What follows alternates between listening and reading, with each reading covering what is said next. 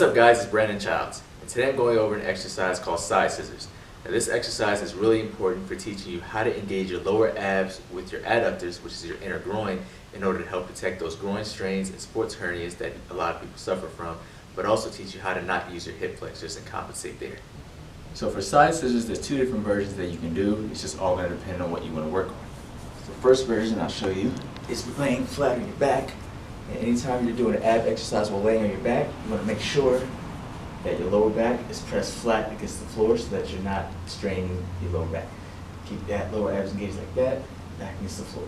So then in this position, I like to have my hands behind my head. I don't like to put them down in front because a lot of times you'll push down through your shoulders and end up compensating up there instead of working your abs. So I like to have my hands off to the side, behind my head, somewhere up there. Then once you're there, lift your legs up high, keep them as low as you can, while keeping your lower back flat. So for me, it's right about here. If I go any lower, my lower back lifts up. So right about here. If you end up here, that's fine. The main thing is you want to challenge yourself to get lower and lower as you progress. So then from there, all you're going to do, keep your toes pointed up the entire time. Bring your feet wide. And all you're going to do is cross them over, bring them wide, and cross them over. You really want to emphasize using your lower abs and your adductors in here and keeping your toes pointed straight up, and of course keep your lower back flat. This is going to really work that lower ab groin area to help protect those muscles from getting those sports hernias, groin strains, and injuries in that area. Start off very slow at first, and then once you get a little warm, you can kind of pick up the pace.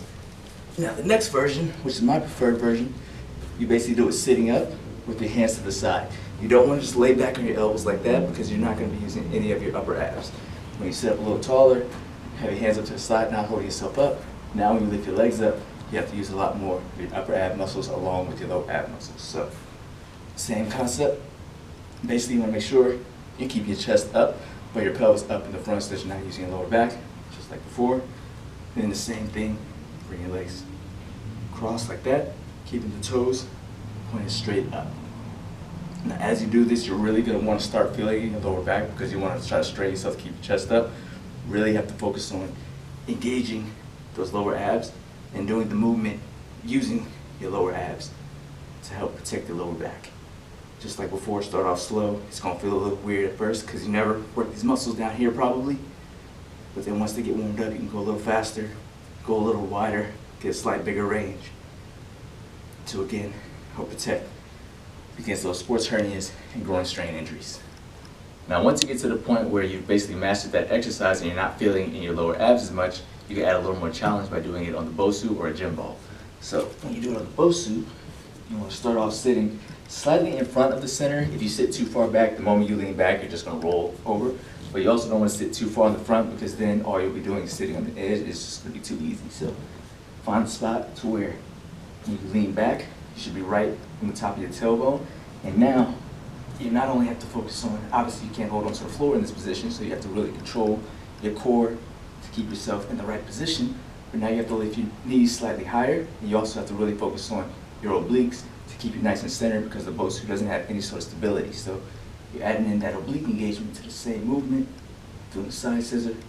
And if you're on here, like I said, you always keep your chest up, but without using your lower back. And it adds a lot more challenging dynamic to your central nervous system because you have to worry about balancing not just using your oblique, your lower abs, but you have to work your obliques, your hips, everything has to work to keep you nice and centered. Your body's going to want to roll around, so if you need a little more challenge, you can try that. And if you get to the point where that's pretty too much easy for you, go into using the gym ball for the ultimate challenge. It's where now there's no safety net, and if you do any wrong motion, you will fall off.